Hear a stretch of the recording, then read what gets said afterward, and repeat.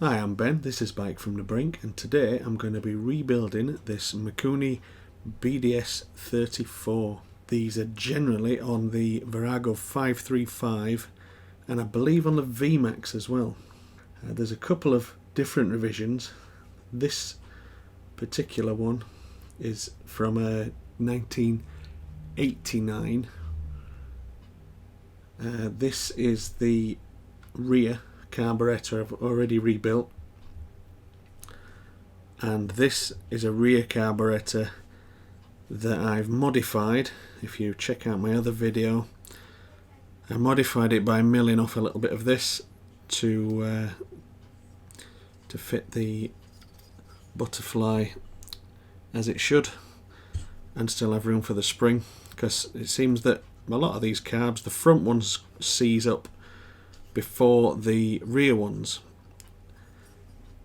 and they get wrecked with people trying to get air screws out. So I've ended up with two rear ones that were salvaged, and that's where we are with it. So I'm going to rebuild this, and I'm going to start with this choke block. So first of all, easy enough, put your choke slider inside, gently find its place, nip up the screw, the bolt. That is a 14mm. I'll just give it a little tweak, and it's quite a simple piece. Is this? There's your gasket and 3 screws. Make sure you got the spring washer. Are they spring washer? Let's check. No, they're not spring washers, they're just a regular washer. And you can't really go wrong with this piece. Three screws, 3 holes, easy. And they are GIS Phillips size 2 screws. Very important. Get yourself JIS, Japanese Industrial Standard screwdriver size, because these are not Phillips screws. The JIS Phillips, important stuff, different size, different shape altogether. And that's it for your choke block, nice and easy. Next up is this small diaphragm. Again, an easy piece. If you do all the easy pieces first, you've got less parts left in your box. So just make sure it seats there, and make sure it's fully in. You don't want to nip it, because you've actually got to push down quite hard on this one with your spring. It doesn't look much of a spring, but it is fully compressed.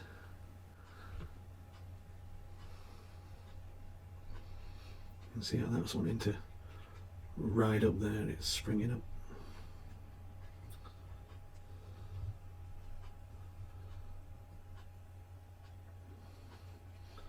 If I can just make it all sit with an even press.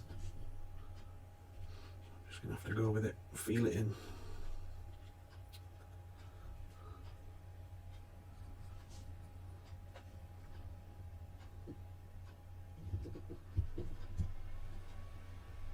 That's it, it's all in.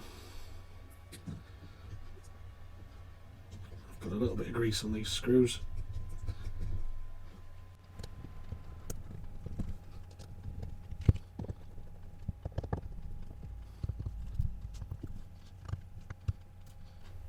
Just feeling them up there, don't over tighten them, but you don't want them coming undone as well, because you want to get them off if you need them in the future. There we go, that's that little diaphragm on. And next I'm going to move on to the float assembly, going on this side. So there's not going to be a lot of use as a reference point on this one, but you'll see what's going on. I'll get my parts and we'll continue. There we go, I've got everything ready for the float ball side of things. On this carburetor it has a jet block, and all the jets that all look the same. You need this one, which is the 135, and the print's far too small for my eyes, but when I zoomed in with my phone I got a good picture of it. It's about a millimetre high font, I'll post a picture of that on screen. So first of all, we're going to start with these jet holes at the bottom here. So from your left side, we're going to use this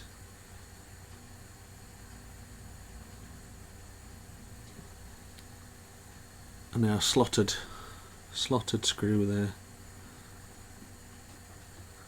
So I'll pop that one in. There we go, it's dropped down. Don't over tighten, they are made of brass. I'll just find my slot.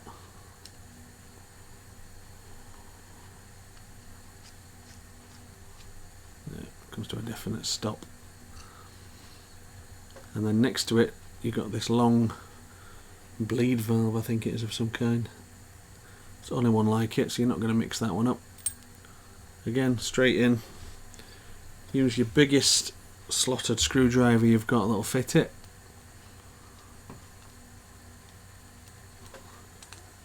There we go. Again, comes to a definite stop. Little nip, it's enough.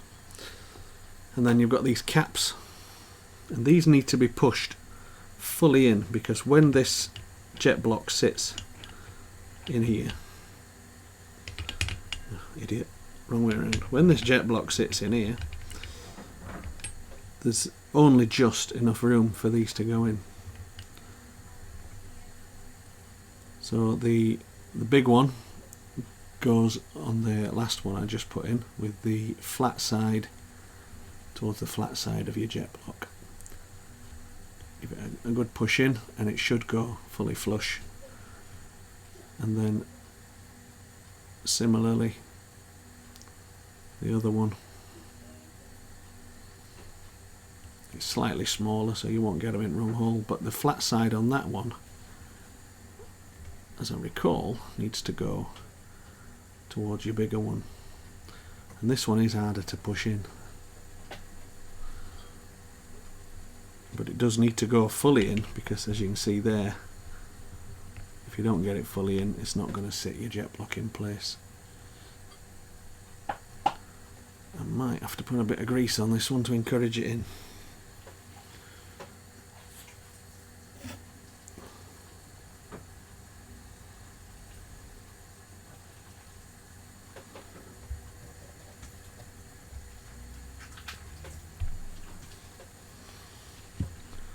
Yeah, I've put a bit of grease on there. Let's see if we can persuade that in there, because these are rubbery, so you don't want to force them. They will split given enough force, I suppose.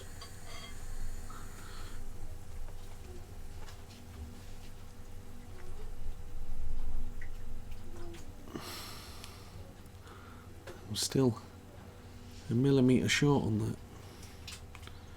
You see there, it's just not quite in, and when you put it there, it's not going to go. It makes the difference.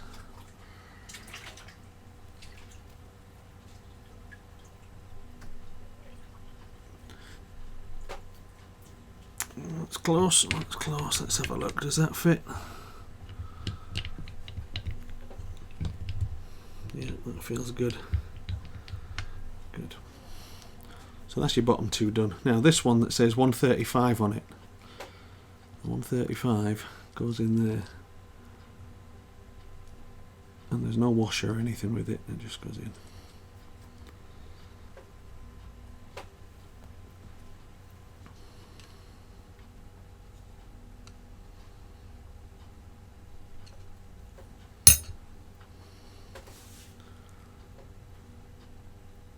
There's nothing in that hole, that's a blank. And this one we'll deal with later after we've got it seated. Now there's a gasket with this, and if you look you can see it all fits nicely there, but an O-ring goes between your gasket and your block just there, which is this one. In the kit it's there's basically two that look the same size. There's one smaller one which is for the other side, There's one really big one which is for this, and there's one really tiny one which is for your air screw. So this is one of the two that look pretty much the same size. And where it's going to go, there's two screws that hold this block in. There's a longer one and a shorter one. We're going to use the longer one. You can see it's longer because it goes through that bit, whereas going through that bit's thinner. So we go through the longer one. Get your O-ring on first, and then get your gasket.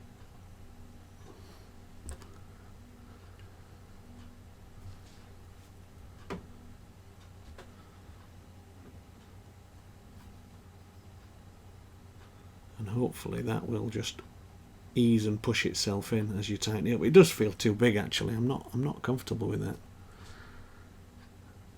I wonder if different blocks, some have a gasket and some don't.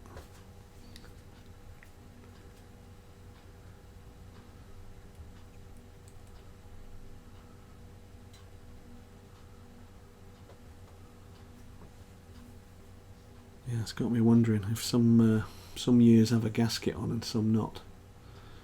Because looking at that, there's no recess for it. There's no recess for an O-ring on there, unlike where you put the O-ring here. There's a nice recess for it to sit in.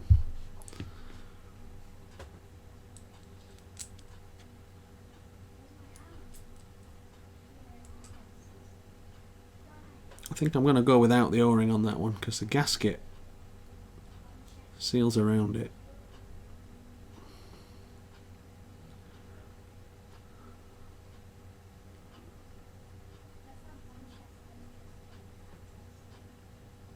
And if there is an O-ring that should go in there, it should be a lot smaller than that. There is a recess actually, looking at that.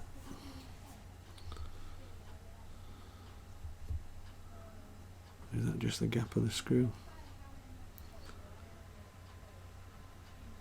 How does that one look when that one's in?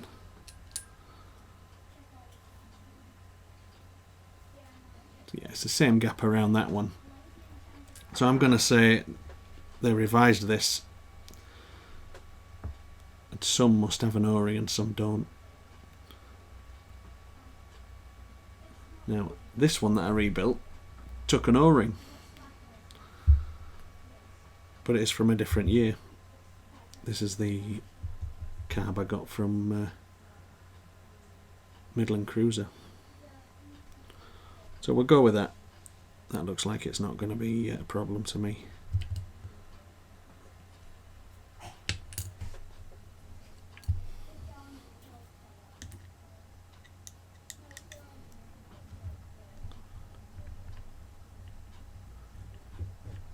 So don't tighten these up yet, just put them in place. A few turns in, because you want a little bit of wiggle room on this block. I'll do as I say as well as saying it. There we go, a little bit of wiggle room on this block, because when you put this in, it needs to come right up to here from below. So we get this big O-ring. You can't mistake this one in the kit because it's the big skinny one. Now really important when you put this in, take note of this cutaway.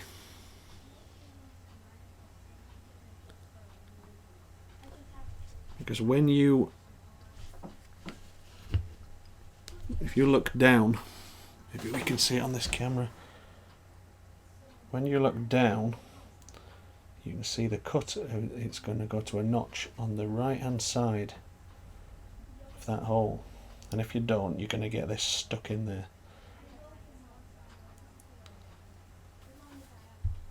So the best thing I've found with this is to get some pin nose pliers, because my fingers aren't long enough, and just lower it down. So I'll go get my pin nose pliers. As if by magic, pin nose pliers appeared. So as I said, the easiest way I've found with these, get the recess bit to your right there, which is on my right. I've looked down the hole, it's where the small diaphragm is.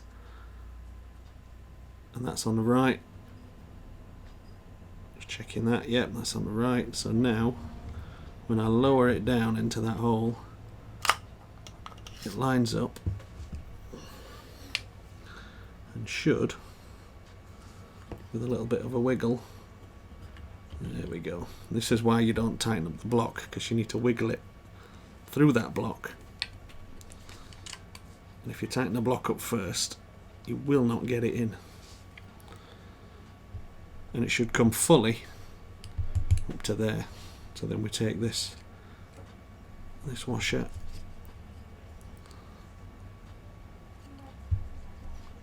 and this cross-headed screw,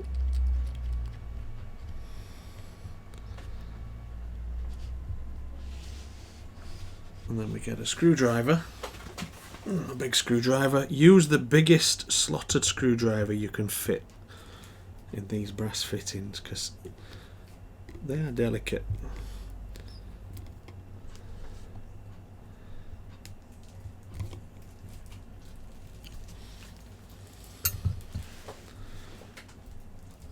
So now you can see the jet is sitting nicely, correct orientation, and then we can nip up this block, because remember we left these loose with wiggle room.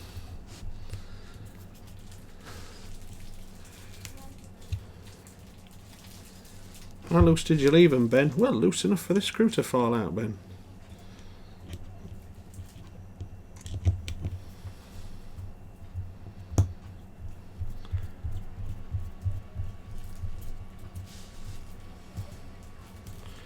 So you're not going to get that definite stop like you did with the brass screws, because we are crushing a gasket here. So you're going to have to just feel it down. That's a technical term, feel it down. Tight enough to fully crush your gasket. Not so tight that you strip your screws. And just check that again. Yeah, see, that's come quite loose now. Yeah. So that's your jet block in place. Next, we want to put the float in. Now this is really faffy, because on your traditional carburetor setup, your float sits this way, and it's easy to just lower it in with your float valve and slide the hinge in. But on these, the hinge is captive and your float valve's there. So I've found the easiest way to do it is to put your valve in, and it's with its little, this little hook, what do you want to call it? With its little hook as far to the left towards the jet block as you can. Again, I'm going to use some pin nose pliers because my hands are too big to be getting in there.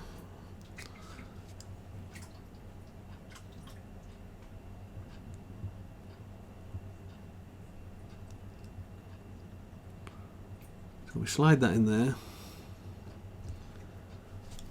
and then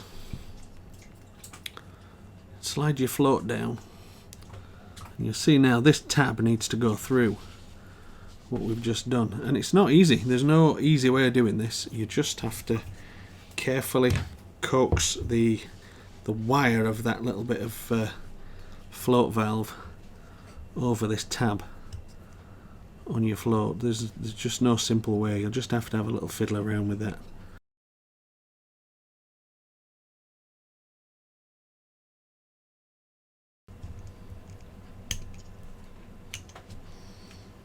There we go. So it's slotted over there now, and you can see that's working, and you'll be able to tell if it's working if you blow down your fuel hole.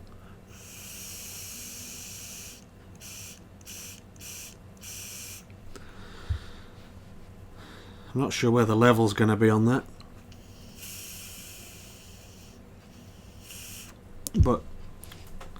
It seems close enough to me. So the last thing to do on this this side is put this rubber gasket, O-ring, whatever you want to call it, around there. Now I always like to put a bit of grease on the face of these two. It helps your O-ring stick a little bit when you're trying to put it in. Also, if you're just slightly nipping it by accident, it might help it just slide where it ought to be rather than where it didn't ought to be. So if you look closely at these covers, they've got little 3 notches at each side, so that'll grip your gasket O-ring. It's an O-ring really, isn't it? Not a gasket.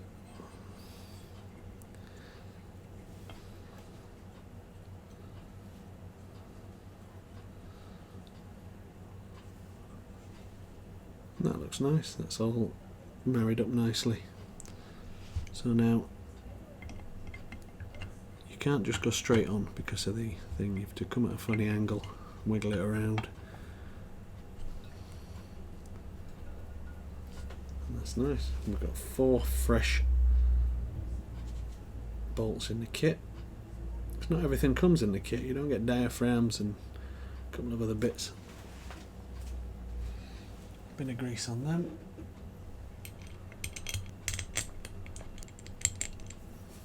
And just nip them up. Make sure you've not nipped your gasket, your O-ring anywhere.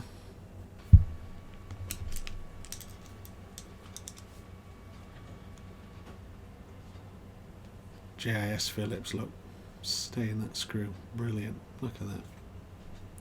I'm going to keep saying that till everybody buys some.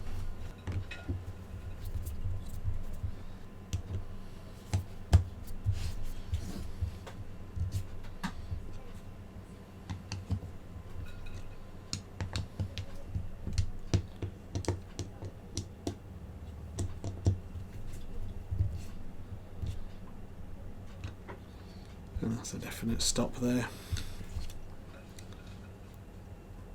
Looking good. So we now have a float ball and a float that moves. Right, here we've got air screw, drain plug, 170 jet and the 70 jet. This, can you believe this?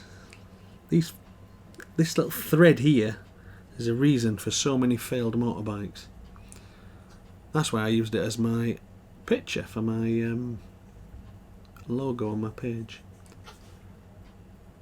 So I'm going to put the 70 jet in first. Now the 70 goes here. You can see it on this one. It's already in. So check that's the 70, yeah. I'll post up a little picture of those. Again, I've zoomed in with my phone and taken pictures because this font's just tiny.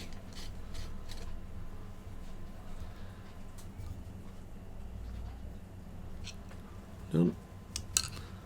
The 170 jet goes in the top here.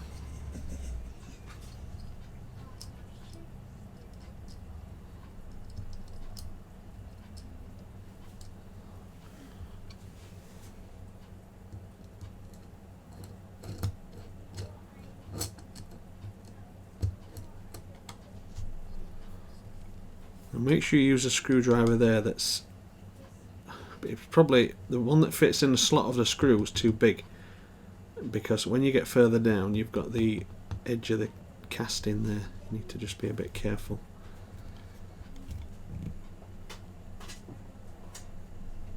That's the 170 in. Air screw. Now your air screw goes in here,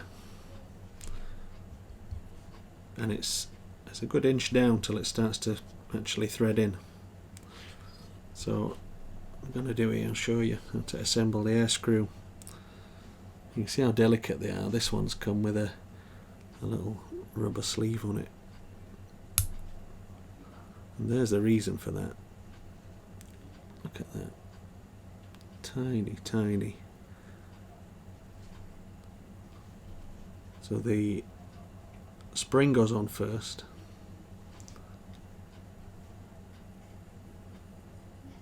then the tiny washer,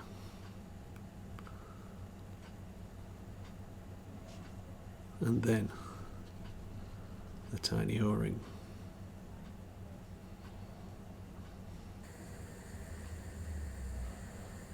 So your air screw is going to go in there. You can see it's a nice clear hole down there. And you don't want your O-ring to drop off either. This all needs to go in as one piece. So just, oh, let's drop straight in, lovely. So I'm just going to turn that in now. You've probably found 1,000 different figures for what position this should be in. And I don't think it's really going to matter where you start, because you're going to end up tuning it a bit later. So I just generally go with 2 turns. I keep turning it in there, an absolute definite stop there. So looking at this cross on top of my slot on top of my screwdriver, so I'm going to turn the carb that way so it's direct, and then go 1 turn, 2 turns, and leave it at that. The other one we can put on now is this is your drain plug. We'll go that way with it. So this has got an O-ring on it.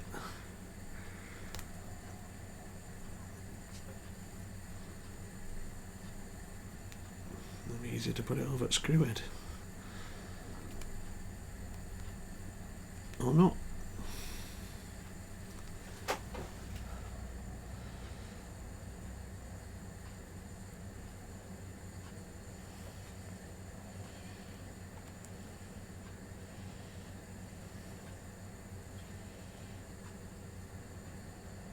There we go. So yeah, you've got your O-ring there. Now your drain plug, when you turn it on, the fuel drains from here, but it actually screws in this hole.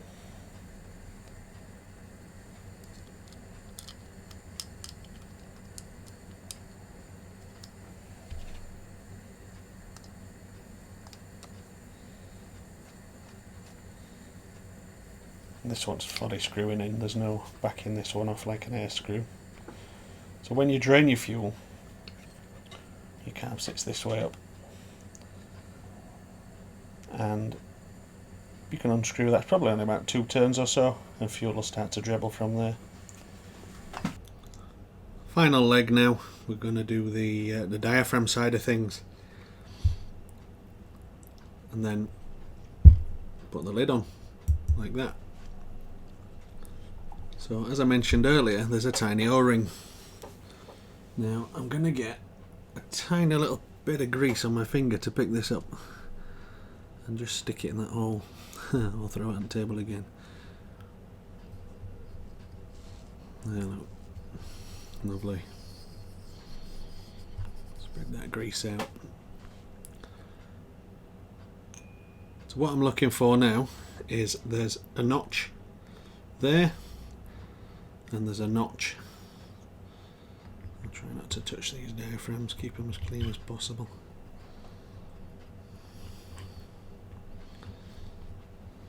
I have to flip it up.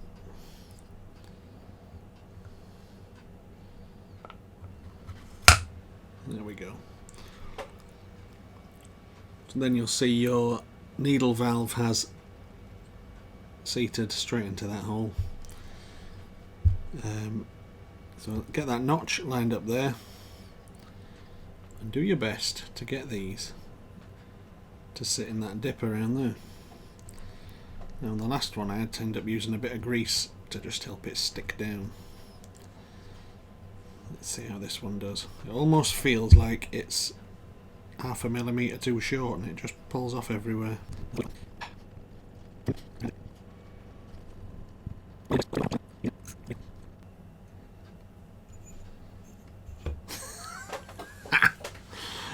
Oh dear.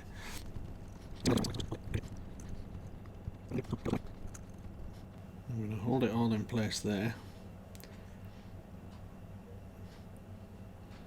And then, oh, it's just not happening, is it? Let's see if I can push it all into place from there. No. Right, I'm going to do as I did last time.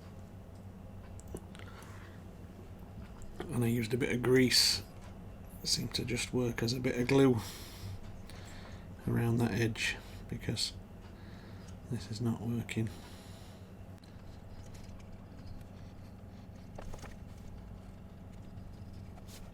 Right, where's my lip? There we go. So get that notch there, and hold all that in place.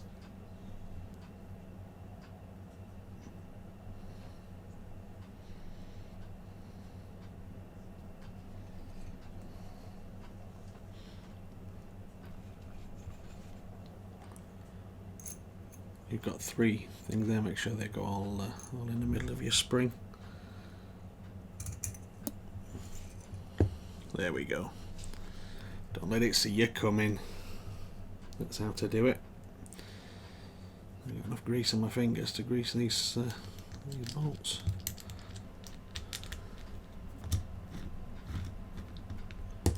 There we go. Let's get 2 of these in.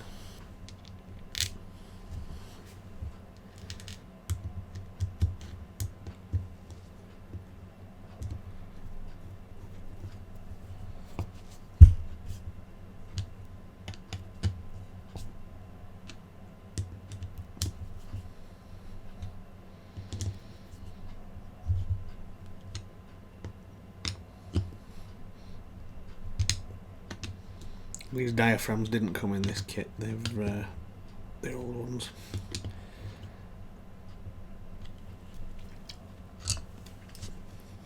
So there now. Perfect. For my next trick, I need to now rebuild all the choke system and put the bracket all back together. So briefly here we've got the heater. This one's in the wrong side actually, it should be this side. When I put them back together I couldn't remember which side it went in. So the heaters both go to my left. So that is towards the front of the bike, I believe. That is, what is it? It's a 10.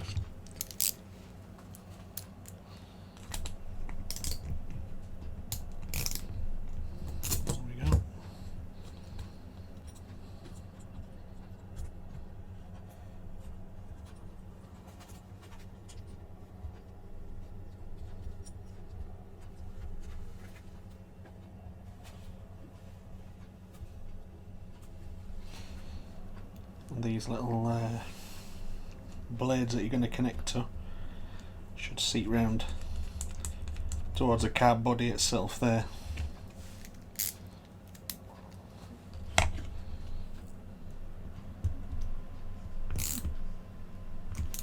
That's that one, and then that one just the same.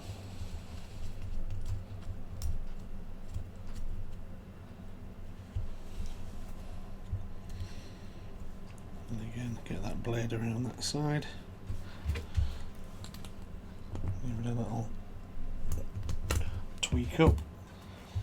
And then the one that's virtually identical, you're putting that bolt back in.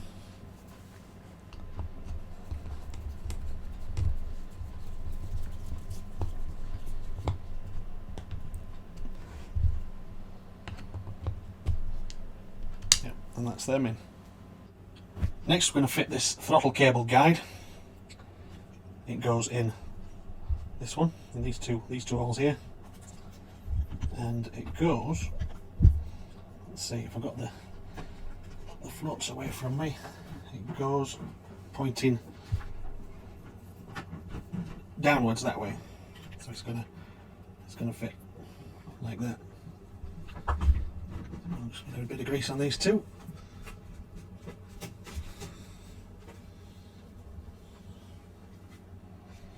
I'll just put these 2 screws in, and that's that secured.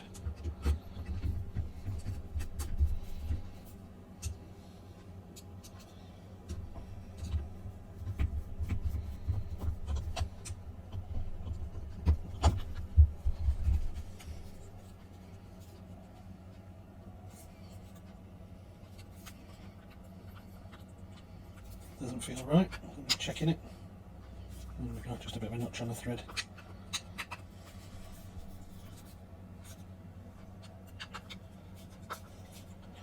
And these are JIS 3 size. So if you get a proper JIS screwdriver, then it'll fit those. You can go nice and tight without losing your screwdriver. See? They just sit in there. Next is this bracket. This is where your throttle cable comes in. It comes in over that support we've just put in. And this is the only thing fastened on this side. So we'll put this on first, because then the other, there's a bit on the other side supports your stopper for your throttle, for your idle adjustment. So I'll pop these screws in here. I'm not going to fully tighten them up because I suspect we're going to want a bit of wiggle room for when we put the choke bar through. So they're just, see, I've got some wiggle room there. Now, your little choke lifter. There's 2 of these. They're equal. They're both the same for either carburetor, so they're not handed as such. They need to slide under your little choke thing there. Make sure your choke's free. Good. And I'd make sure that one's free. Oh, it is. Just me being rubbish. Yeah, that's free. Right.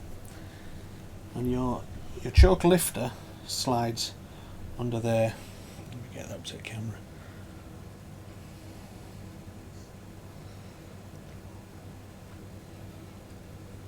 We see that, yeah.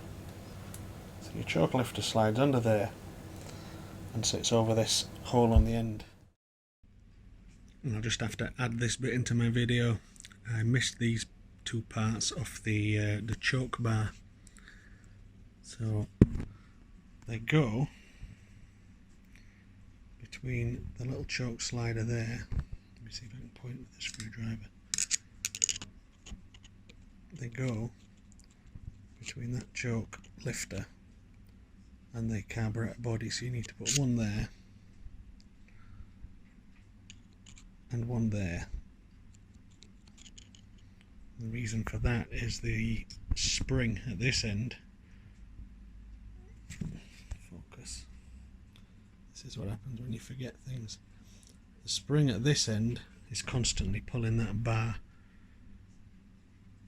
to the left of shot. So they are a washer to stop the lifter grinding against the car body. And that's as technical as it gets, really.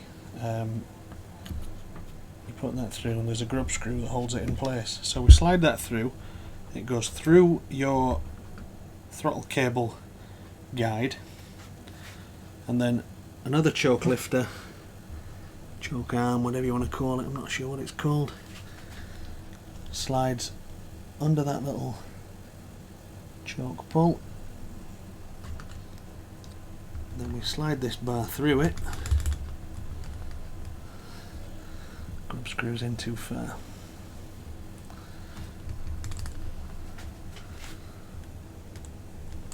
There we go, grub screws loose, and then into the hole of this carb body. Then at this end we have the washer that slides on. You have the spring that goes end of your choke thing, choke shaft, and then we have this E-clip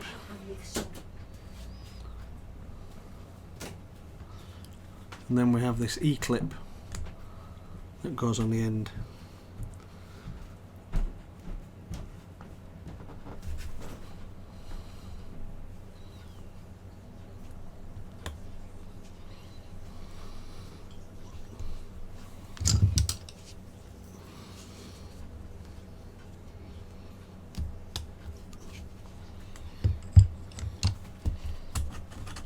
got a bit of spring to it.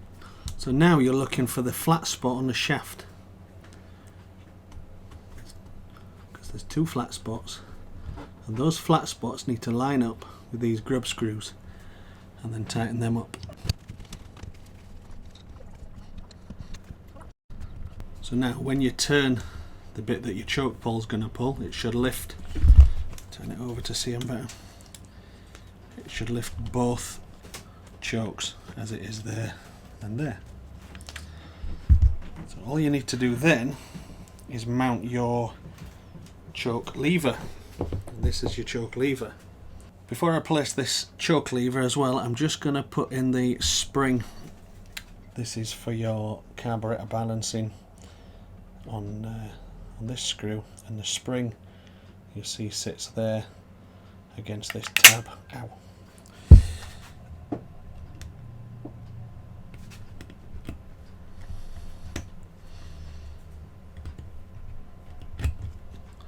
And it just sits in there, nothing special to hold it in place, it just sits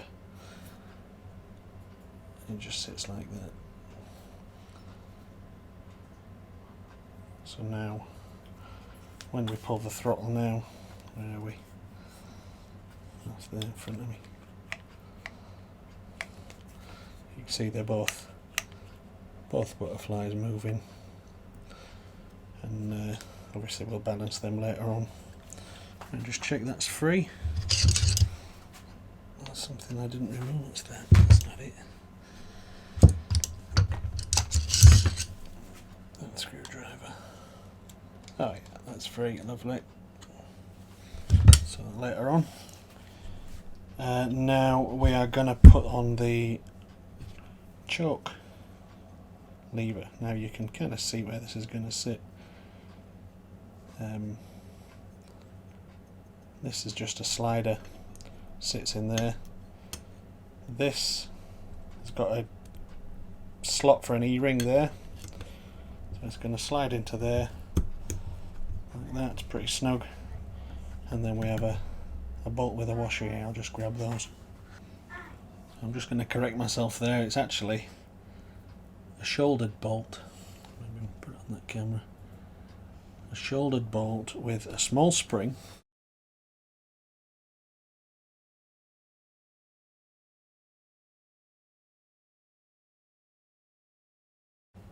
And then a washer.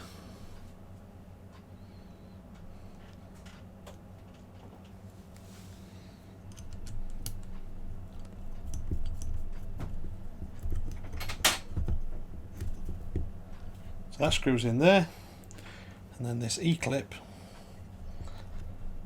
should slide into there.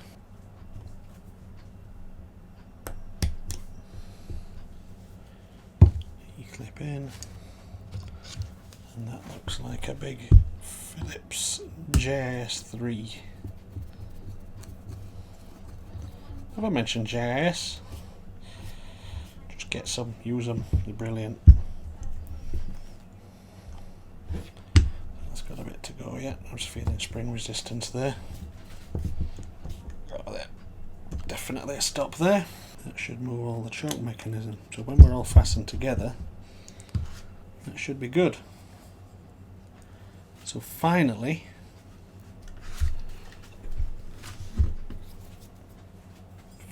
we've got this other bracket for the other side. I'll just grab my screws for that. Right, I've got my screws and the idle adjustment screw, so you should see that when that's screwed back in there, it presses up against there.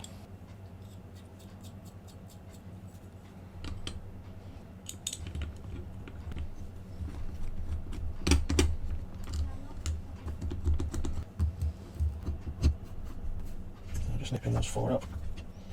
Get them all set like before we go tight. And remember, the bracket on the other side we left slightly loose, so we had some wiggle room for that choke bar, so that's to nip up as well. Perfectly. So I'm sat facing it, and you push down for choke. And that's it, we get it, nice movement. There's a little bit of play in it, that's fine. Looking at the idle adjustment there and bringing it to meet that stopper that it touches. It does actually have a screwdriver hole in it. That's easy. So there's not actually that much adjustment in it, is it? Over there it's touching now, so if I back it off until we see daylight, there we go, 1/2 mil. So other than plumbing in the fuel line, because again it's going to sit on a bike like this, fuel from the tank coming in here, the little piece across there that there is. Don't forget I'm going to cap that one off because this is actually a rear carb body. There you go, I hope that helped you rebuild your carburetors. There's too many videos that say here's how to pull it apart, and then at the end they say just do it in reverse to put it back together. And it's not that simple sometimes when you've removed all your parts and then forgotten where things went, and yeah, it's not that easy. So hopefully this step by step has helped someone. I do have a Facebook page, Bike from the Brink, YouTube page, Bike from the Brink. Subscribe to them for us, give them a share, it all helps. And thanks for watching.